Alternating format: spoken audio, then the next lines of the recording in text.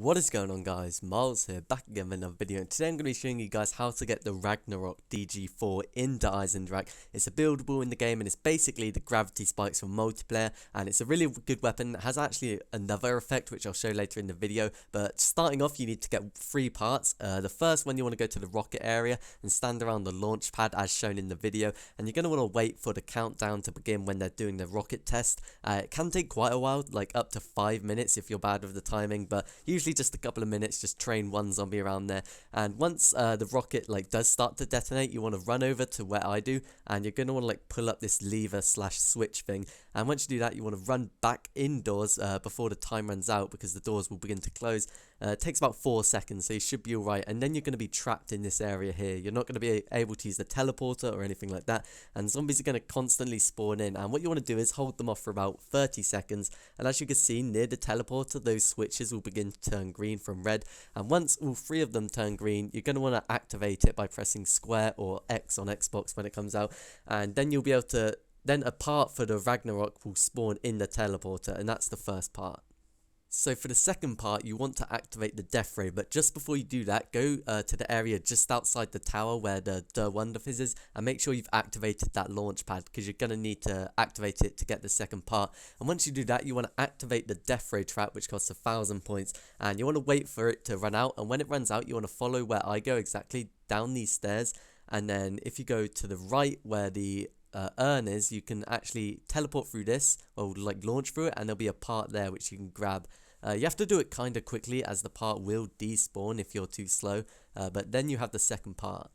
So for the third and final part, you're going to want to kill the Panzer, and the first Panzer will spawn on round 12. As you can see, it always spawns on round 12, but if you don't collect it once you kill it, it does spawn every 6 rounds or so you can get it on round 18, but I'll try and get this one ASAP. Round 12, it's really easy to kill the Panzer, especially if you use the death ray to trap it, which is my advice. Just get a pack-punch weapon, and you should be able to kill it really easily, because the death ray will stun it for 10 seconds, and you want to shoot in its chest, not in its head. In Black Ops 2, it was advised to shoot it in the head, but on this game, you want to shoot it in the chest, because that's his weak spot, and you should be able to kill it, and once you kill it, it'll drop the third and final piece for the Ragnarok. So now we have all the pieces, we need to craft it at a crafting table, and the first crafting table location is inside the building next to the courtyard, and it's where the dragon is for the bows. And if you've already used that spot to create the rocket shield, you can go downstairs in that building and go to the underground area where the pyramid is, and there'll be a crafting table to the right of that as you enter, and you can build your Ragnarok DG-4 there.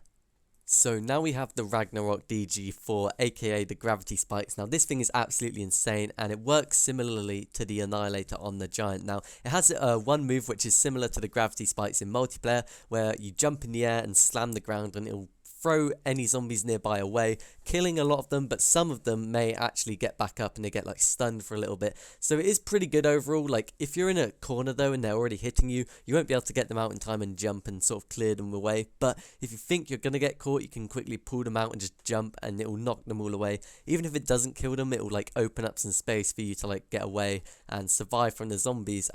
So I don't think it insta kills on every round. I only got to test it on some lower rounds, but even then some zombies were only getting stunned by it, so I think it might insta-kill if they're really close, but otherwise I think it just knocks them away.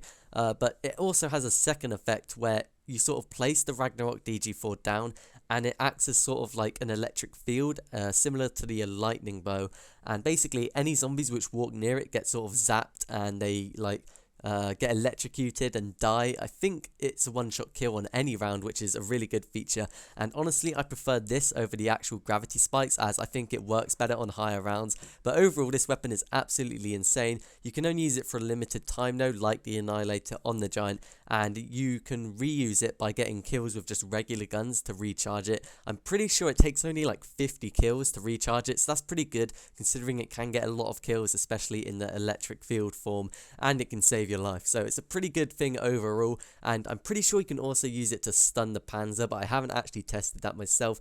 But overall, great weapon. You guys should definitely upgrade this pretty much every time you play this map. Let me know what you think of it down in the comments below. Be sure to subscribe for more Black Ops 3 videos, and I'll see you guys in my next video.